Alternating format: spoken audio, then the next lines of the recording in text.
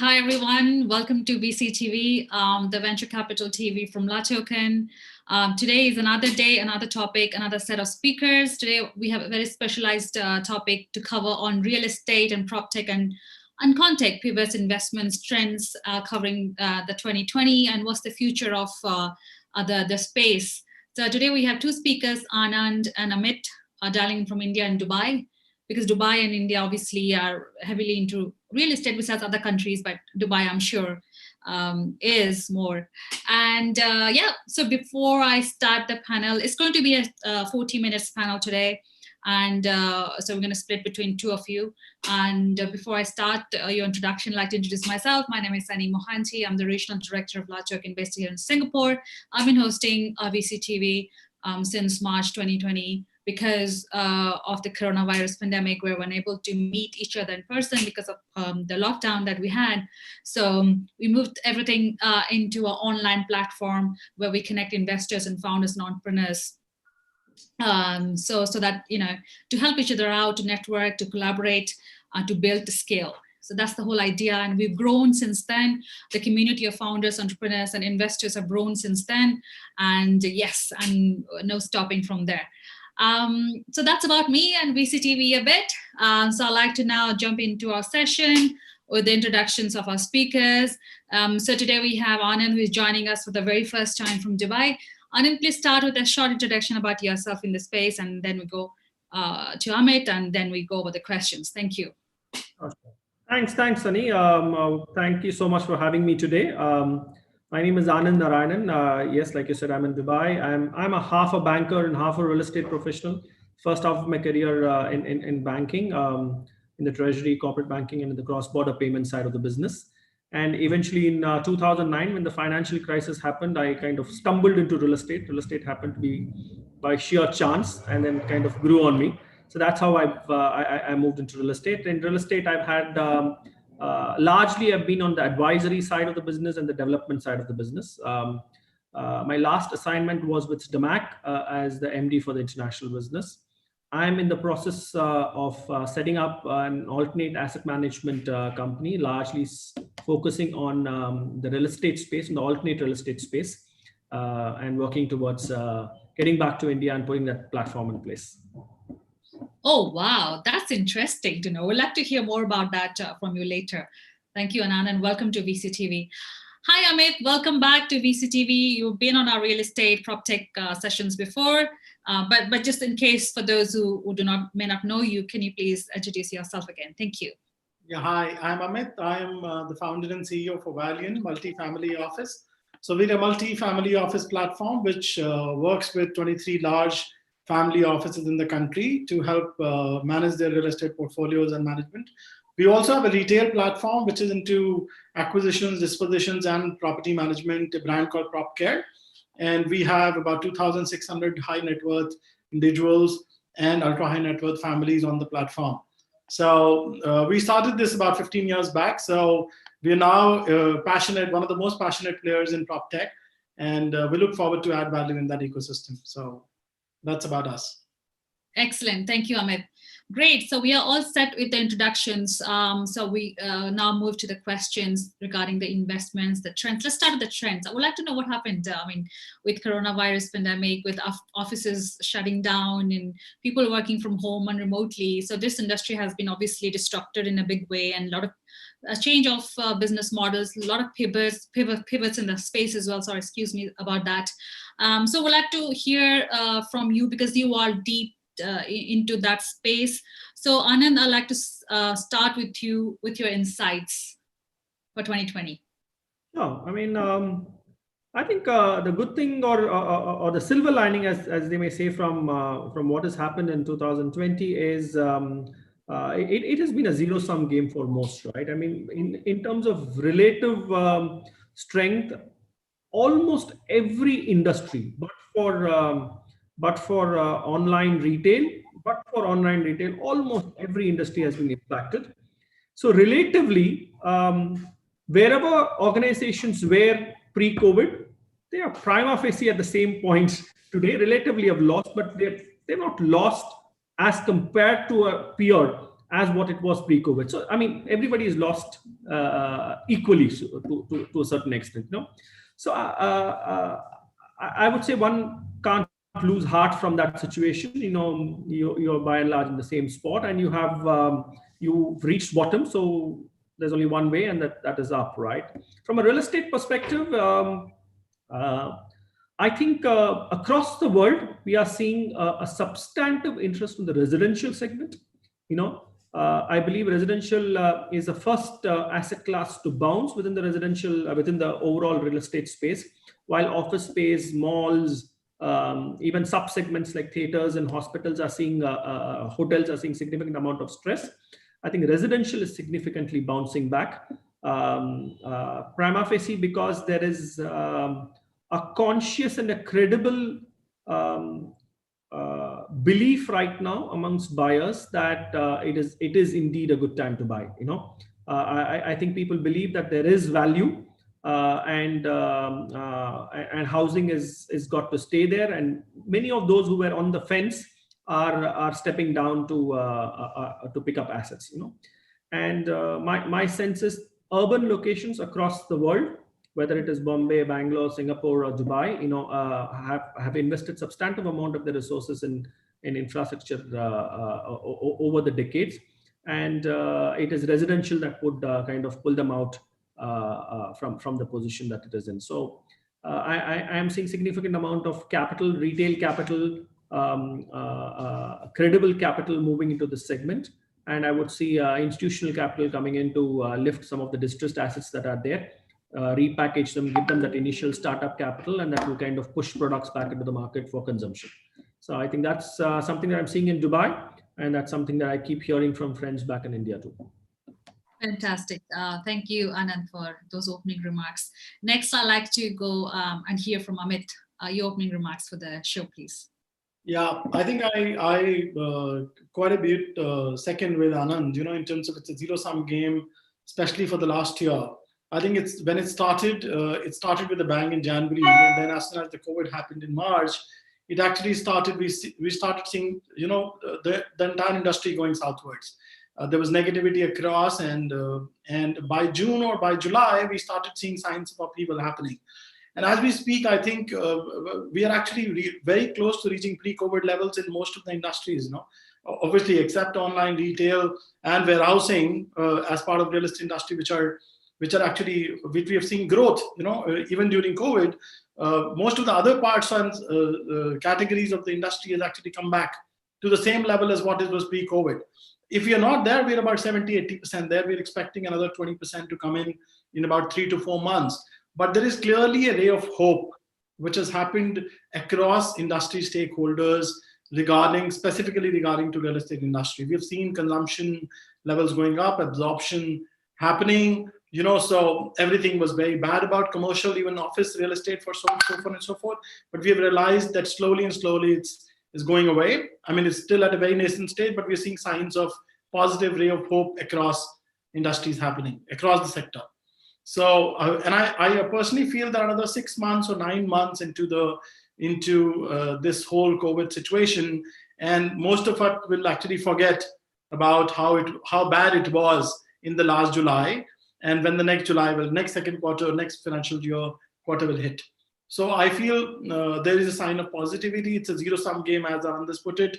It went bad, and now it came up again to a large extent from that level. So in terms of segments inside real estate, I feel warehousing, which has never seen any signs of slowness. In fact, there was growth which we saw in that particular segment. Residential housing, which, as Anand put it very rightly, that people were on the fence. They were thinking it may not be an important asset for them to buy, and they were delaying their decisions, have actually gone ahead and made purchases in the COVID times.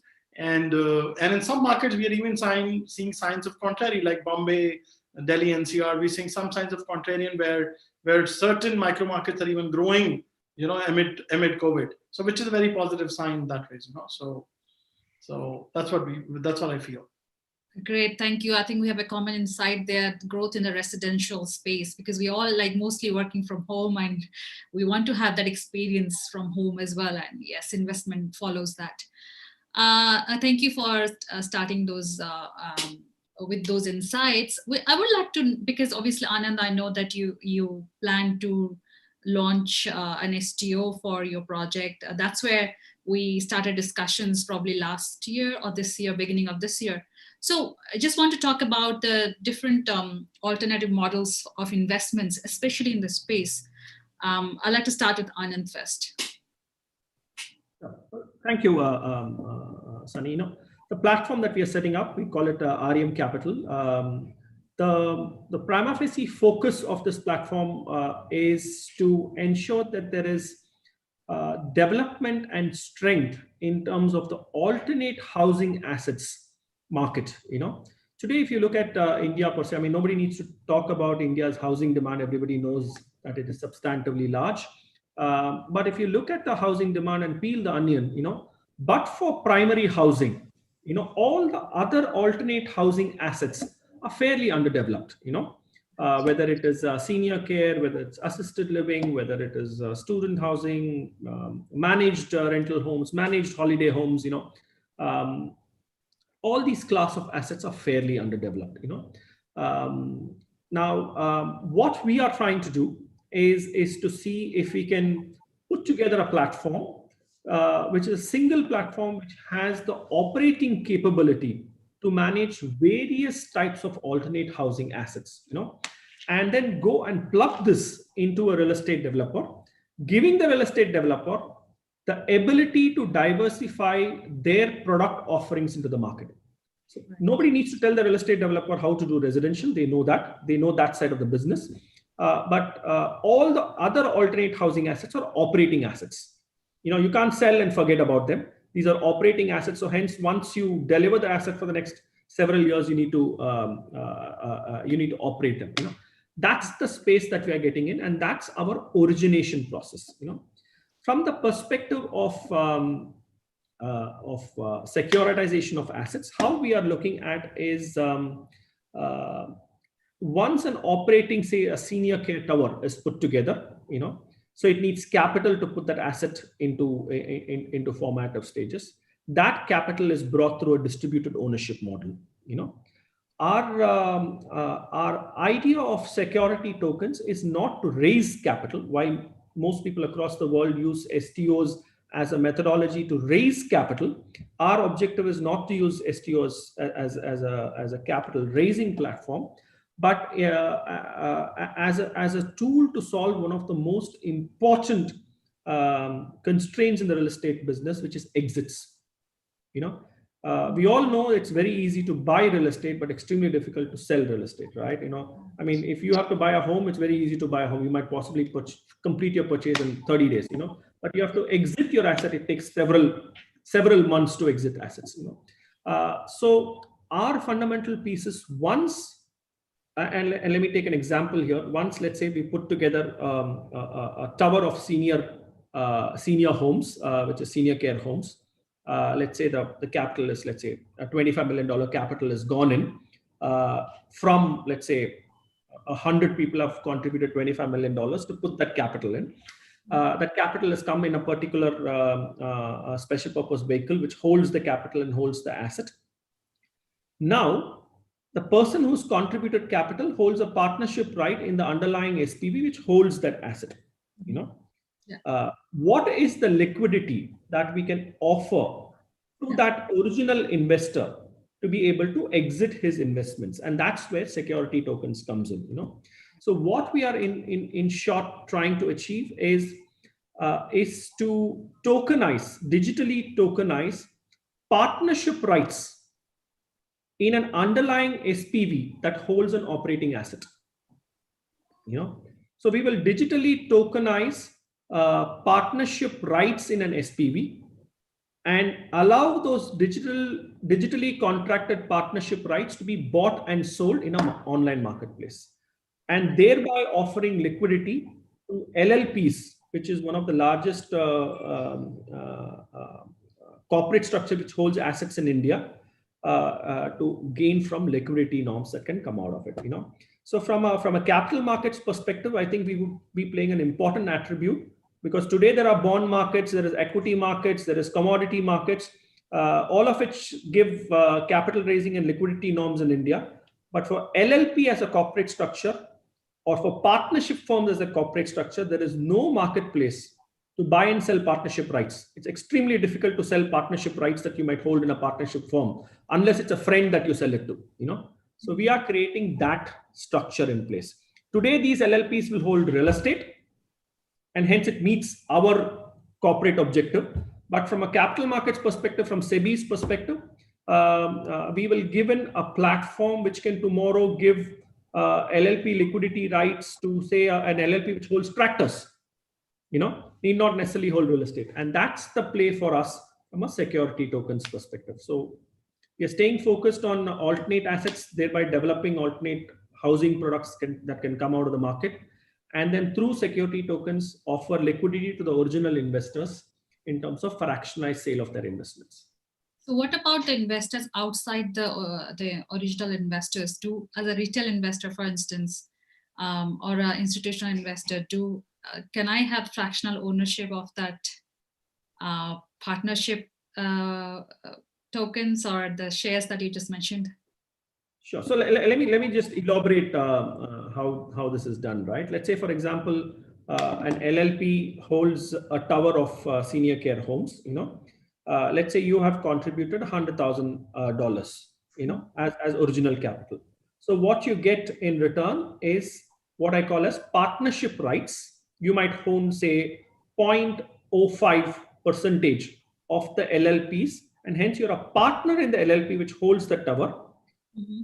What you hold is not equity shares, but you hold partnership rights. Okay, so you get a document which says that you are a partner in this LLP, and you hold 0.05% share of the cash flows of the firm. This is what you hold. Now, what is the tradability of that instrument? So you've given 100,000. You now own that asset. 0.05% of the asset is held by you for the 100,000 that you've contributed. But you are, as the asset starts operating, you get the cash flows, you get your annuity income from it. All those would operate. You don't need security tokens to intervene in any of this. But tomorrow, if you have to sell that 0.05% partnership right in the LLP that you have, where would you go and sell it? There is literally no methodology to sell it other than you calling your friends and family and saying, hey, listen, I have this investment. Would you want to take it? It gives you this kind of return. Would you want to take it? It's a private sale that is possible. So what we are doing is the contract that you have, that piece of paper that is given as contract, we will digitally contract it. So hence you now have digital rights on this underlying partnership structure. And we will further fractionalize the rights that you hold in the firm. So let's say if you have 0.05, we will give you 5 certificates instead of a single certificate. Right. So you have 0.01, 0.01, 0.1. So you'll have 5 certificates of 0.01 each. So the face value of the LLP will become 0.01% fractional rights. Now, at any point of time that you want to sell, these contracts are digitalized, and you can sell your partnership rights on an online platform, just like how you would punch and sell equity shares into an exchange. So these partnership rights will digitally be will be transferred into digital contracts, and these digital contracts will be listed in an exchange. There obviously have to be some amount of market making that needs to be done to create liquidity in these instruments. So we will provide the market making and thereby give you liquidity. So you may be able to make trading gains or trading losses possibly out of selling your the contract rights that you have on the LLP. Very interesting. So it's open for secondary market trading. Okay, got it. Thank you, Anand. Very interesting with the partnership rights, digitizing that, and it's very interesting as different from what I have seen and heard before, like tokenizing assets for real estate. Amit, you would like to share something about tokenizing real estate assets? I think this is, hearing Anand, it's very interesting how, multiple players, PropTech players are trying to add value into the whole ecosystem by trying to bring technology to the helm of real estate. The real estate always been a brick and mortar business, and then bringing technology at every end to enable the biggest problem in real estate being the liquidity of assets. And if you can bring tokenization to a level and secure it and issue security tokens to actually transact real estate. And doing a platform like that, it's I think a great idea, And just to add to Anand, in one of our ventures in PropTech, we are trying to do exactly something very similar to what Anand has said, where we are trying to liquidate assets which are income generating. Basically it's a cash flow business where we are saying that every retail investor has some kind of savings in India or elsewhere. The India savings rate is very high. And whatever the savings rate is, for us to enable or motivate them to actually start investing digitally in real estate is something which we're trying to do. And there's a huge market for that, of course. I mean, everybody has some issue of portfolio, some share of portfolio in equity markets, and there are platforms where they can transact. Similar way, we can do a platform which has regular cash flows every month coming and generate you a secondary source of income for you, apart from what you're doing on a day-to-day basis, is what we're trying to do in an online platform. But Anand, very great to hear about the security tokens. I mean, that's something very interesting, because the biggest issue in that also is that how do you actually sell your rights when you're owning property? Like the last time I remember, Sunny, I was telling you, if you own a part of the Suntec Tower, 1% of Suntec Tower in Singapore, you are 1% stakeholder in that, and you listed that shareholding on the platform to sell. I mean, if you have tokenization, it becomes very easy for you to transact on that platform. So that's the problem solver.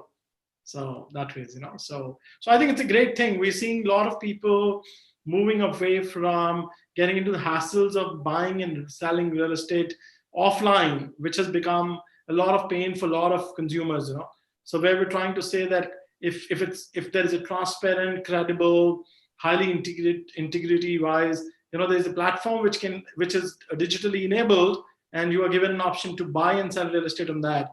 That is something which will change the face of PropTech, at least globally. I think that is going to happen globally. And we're seeing already multiple players in US and UK who are doing that already. So right. That's the thing which is going to happen. Thank you, Amit. I would like to know, what are the recent investments that were made into real estate, distressed assets in 2020, or generally, if you've seen, in the space, or generally if you're planning to make an investment yourself, or you can share some examples that were made in 2020. Anand, I'd like to start with you, please.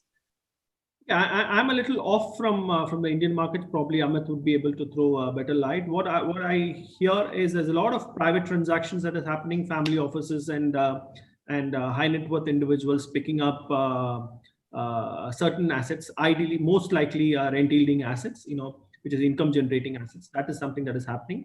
There is a significant amount of assets that are expected to come to market or hit NCLT, which is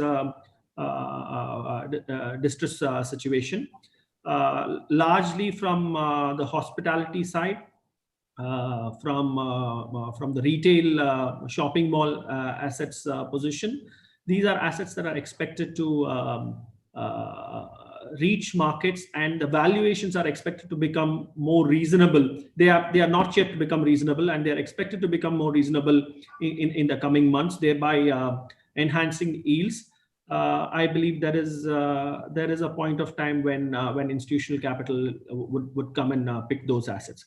Prima facie, if you look at India, Sunny, most of the institutional capital, whether it is all the big boys, let me not name them. We all know the big boys.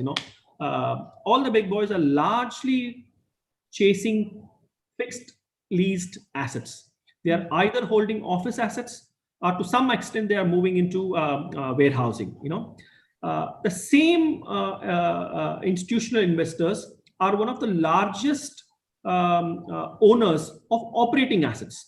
When I'm saying office asset, an office asset is a fixed income asset, right? As compared to, say, a hotel is not a fixed income asset. It needs to operate in order to generate revenue, and the revenue it varies. There's no fixed income nature for that asset. In India, the same institutional providers are not as actively owning operating assets as they do outside of India.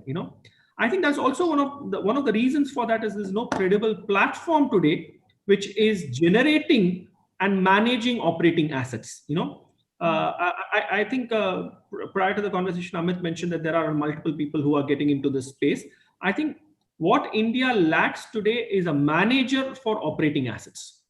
If today a manager comes in who has the knowledge and the capability to cherry pick good hotel assets, cherry pick good hospitals, cherry pick good schools, manage them for the investor who gives that $100,000, $200,000, I think then there is a platform that aggregates operating assets. Once it aggregates operating assets, then institutional capital can possibly come in. There is a very interesting example in the hospitality space of a very successful firm called Sami Hotels, which has done exactly that, but largely in the hotel space, where institutional capital, some of the marquee names have put in capital behind it. Those assets are coming in, but there's more to see. I think people like me and people like Amit coming in, if we are able to create platforms and good managers of operating assets, institutional capital should come and pick in. But right now we are seeing only HNI and family office private deals is what I understand. I mean, Amit can throw more light. Yeah, Amit, please, over to you. Yeah, absolutely, Anand. I think apart from investment management, there has to be an asset management angle to it, which is very critical for the success of the whole operation of their asset. So until unless you have a great asset manager who can actually who has the right capabilities set in terms of team, processes, systems in place for managing those particular assets, the institutional capital cannot flow in, because at the end of the day, institutional capital needs credible, transparent partners who are now managing those assets. And once you manage them well, of course, goes without saying, the yields will become better. The confidence of institutional investors will become better, and they will then start to invest into those assets right now.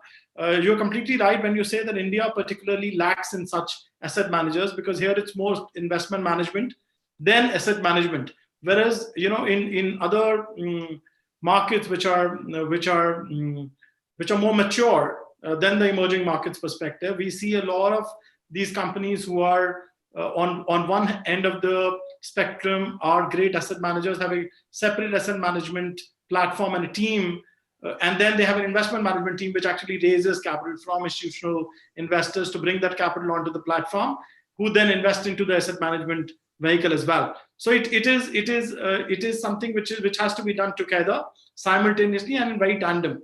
Once that is done, then I'm sure there will be a lot of value which can be unlocked from that perspective. So I'm sure, and coming back to distressed assets, which Sunny was just referring to.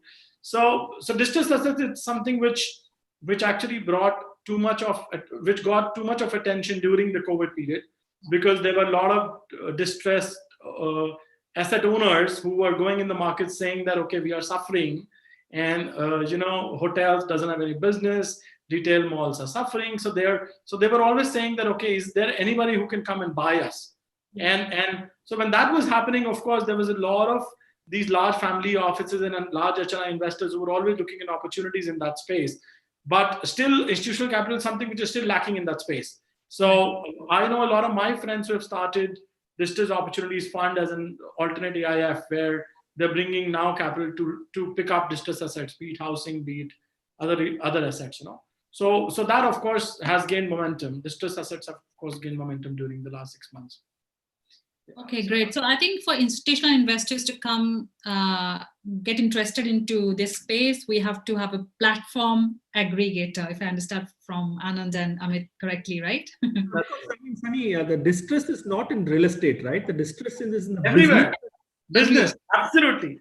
The distress is not in real estate. The brick and mortar, I mean, it's not as if the building is crumbling. It's not as if the mall is crumbling or the hotel is crumbling. It is a business that is operating which is crumbling. So just money alone will not solve the distress.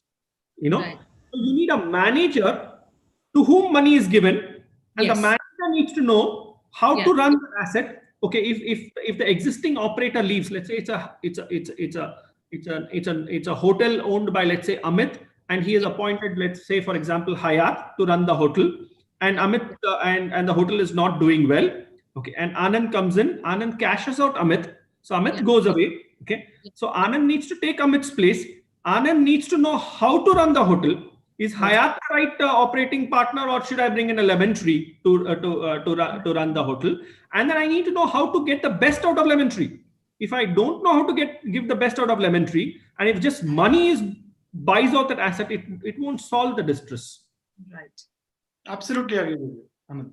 I think Very nice way of explaining that, Anand.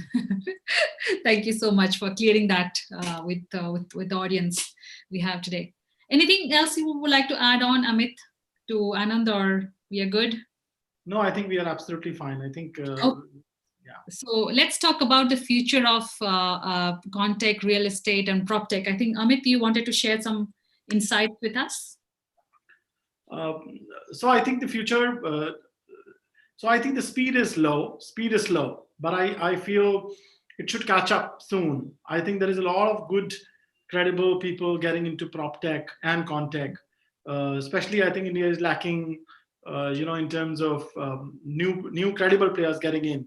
But the speed is slow, but I see a very good future in that, rather than, so everybody talks PropTech right now about only lead generation, price discovery, doing research about real estate, more analytics. But when we say, when we have a digital, we still are lacking in a digital platform, something what Ekader is doing in America, or Reality Mogul is doing in America, or one of these players who have actually a digital platform where, it's real technology, which is bringing a change in the way, real estate is managed, invested, managed, and held over a period of time. So I see the future is very bright. I see a lot of good players coming in. I think it'll be a very exciting journey. So we're also seeing a sea change in terms of, how we're moving as an organization from, an offline private banking kind of enterprise to a digital transformation, what we're seeing inside. So it'll be a very exciting journey, I'm sure. Exactly. I'd like to also add on to another question to that point you made. So what advice you have for those entrepreneurs and founders who are looking to raise funds, be it an STO, be it a traditional VC fund investment they're looking to raise? So what's the advice that you have for these entrepreneurs? So my advice would be that, you have to be really proprietary. You need to have proprietary knowledge, capital, to ensure that you bring a serious change in the way PropTech is being termed right now. So just doing a lead generation model or mobilizing one portion of real estate would not effectively be called PropTech. PropTech would really mean when you can do. So I think the journey, the capital will be available. There's a lot of credible capital coming, waiting to come to emerging markets, and all institutional investors are very open. If we are able to give them a platform in terms of, the serious change what we can bring on the table through technology, then I think it's a very exciting journey. I think entrepreneurs should definitely look forward to this particular sector and industry. So it'll be very exciting. It's the technology part. Okay, thank you, Amit. Anand, again, same question. What's the future of this space, Contech, real estate, and PropTech, and your best advice to entrepreneurs in the space? Okay, I mean, this is my first leap of faith to being an entrepreneur. So possibly I'm here to gain from words of knowledge that others will have to share rather than part something of my own. I'm going through this phase right now where I'm trying to convince strategic investors to place operating capital in our platform, and I know how difficult that journey has been so far. And while we are close to fulfilling everything, I just have one thing to say. I remember this creator called Stan. I think this video has been doing rounds in several social media. I think Stan is a creator of Spider-Man and Superman and all those comic characters for Marvel. He says this beautiful thing. If you have an idea, don't let any idiot talk you out of it. If you have an idea and if you truly believe that idea is fantastic, don't let any idiot talk you out of it. So you will face cynics and who tell you that you're trying to do too much or you're trying to do too little, and you're trying to do it too fast. If you believe in it, stick to that path is one thing. I'm pretty much doing that at this point of time. Just one quick thing to add in the PropTech space itself is is my own belief is that real estate as an asset class across the world, because of the lack of transparency in this sector, in terms of sheer governance, is at the bottom of the pyramid in terms of the various class of assets. So equity being right at the top, bond markets being the next, commodities being next. Real estate is pretty much in terms of governance and perception, it is at the bottom of the pyramid. While it does attract a significant amount of capital, it is right at the bottom of the pyramid. So when we are trying to formalize many of these things, we are going to keep meeting regulators, and these regulators are the ones who regulate equity markets, bond markets, and they come from that level of transparency and governance in that sector. So my the approach that I'm taking, and possibly that's if at all there is some merits others could learn out of it, is that I'm trying to solve the problem of liquidity, not in real estate. I'm trying to solve the problem of liquidity in the vehicles which hold real estate. Today, the vehicle holds real estate.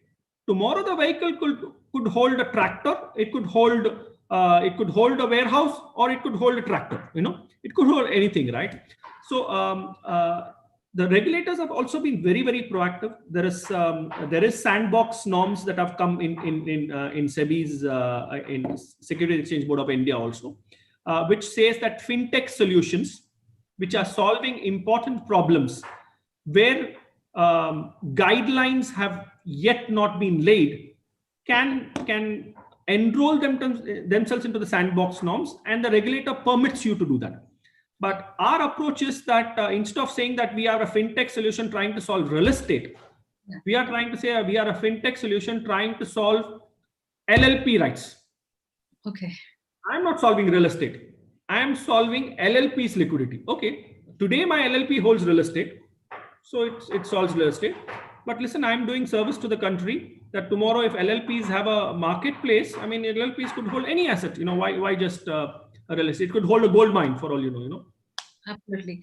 Because it's just Amit is actually going for another meeting, and we're soon finishing off. Amit, what's the closing remarks for the topic today? And again, what value, obviously, because you're committing to VCTV and you're giving your time to VCTV, what value does it bring to an entrepreneur, startup, and an investor? Over to you, Amit. Yeah, so I think, okay, I'll start with the second question first. But I think the role of VCTV, I feel that, you guys are doing a great job in terms of bringing the right people together. And this is not only related, the best part about I like VCTV is that you guys are not only doing one particular topic, industry, or sector. You're talking about technology across the spectrum. So we don't even see, so I'm second time on the platform, but I think after a month or 2 months, but I see a lot of very interesting topics being discussed and very credible partners being brought on the same platform to talk. So I think you guys are doing a great job. So keep it up for that. So thank you. Yeah. And in terms of closing remarks, I think it was good to hear what Anand is trying to do now. And I look forward to seeing him also. But I think the future looks bright. We are past the bad, and we are looking forward for good. So in about, I think within 2 quarters, we will be discussing a very positive approach to the sector and industry in general. And of course, PropTech is very promising. So I'm always a firm believer of technology and how it changes lives. So cheers to all the entrepreneurs who are trying to enter this particular industries. Welcoming. So, yeah. Thank you, Amit. Thank you for that. Anand, do you want to continue with the regulations part that you were discussing while? Yeah, I mean, the regulatory part is simple at this point of time. There are no clear regulations on tokenization, but then there is a sandbox norm that is available. Can you guys hear me? Yeah. You're freezing a little bit, but yes, I can hear you. Yeah. So like I said, I mean, there are no clear regulatory guidelines at this point of time in terms of tokenization so having said that, there are various things across formal markets where there are no clear guidelines. It is for reasons like this a sandbox is created. So anything that the regulator has not thought through as an area that requires regulations falls within the sandbox norms, and you can, as long as it's a fintech idea, the regulators are open to listen into you, and if there is true value and if you're solving a problem in the market, my sense is regulators would be more than happy to listen in. I think it's also imperative that entrepreneurs look at gaining regulatory credibility to their own idea. I think it gives greater trust and value on that platform. And from that perspective, I think everything is moving at a positive direction. Okay, great. Thank you, Anand. So what's your closing remarks for the topic that we have today? And again, you are an entrepreneur, but again, I know the investors are the ones who have a lot of advice to give. But as a fellow entrepreneur who've gone through the journey or faced the hurdles, what's your advice for other entrepreneurs in the space as well? Well, I think you're the first one to call me an entrepreneur to begin with. So far everybody has been telling that you're a professional, but yeah, I mean, I'm just about taking that leap of faith after 20 years of working for somebody else. I believe if only I had as much faith in me as my boss had, I would have become an entrepreneur way back. I think there is no other investment that can deliver multiples in terms of your wealth than yourself. I think after it took me 20 years to realize, there are some young boys who come out of campuses who realize it very, very, very, very early. It took me 20 years. I don't think equity, I don't think the mutual fund investments, I don't think the commodity investments that I made in those last 20 years, or for that matter of property investments I made, have kind of given that returns as much as my own salary has increased. My salary in 2000 when I started working and my salary right now, I think nothing else has grown that much. That means that your talent is grown, is the most valuable part of you. So just have that much belief in yourself as much as what others believe in you, and you'd end up starting something on your own and create value around the ecosystem. It's very much important to have a faith in yourself and belief in yourself. Very rightly said that, Anand. I mean, that's very much important and needed for founders, especially and entrepreneurs, because the journey is not easy. So what's the closing remarks for the show today, and what do you think about VCTV? I think it's a great platform. I think it's wonderful that you guys are getting people together and talk on emerging subjects. I think keep up the good work, and keep me in your mind whenever something else interesting that comes up. I'm happy to spend time. I've learned a little bit today from Amit and you guys, and I hope that whoever listens in has a thing or two to pick up from. Definitely, sure. We'll definitely have you back on our show on another panel. Thank you so much. Amit has left. Thank you so much for watching us today as well. For those entrepreneurs and founders who like to speak and pitch their ideas on VCTV, please reach out to me and I can help you set it up on our sessions. Similarly, investors and speakers in the space who like to share their insights, just like Amit and Anand, most welcome. Reach out to me. I can connect you, and we can go online like this in this format. Thank you so much for watching us, for those viewers, and great to have you all your support, all your messages I see. That's when feels great. And thank you, Anand, for your time today. And just have a good day, and stay safe and stay connected, and all the best for your new venture in India. And let's talk again. Thank you. Take care. Bye. Bye.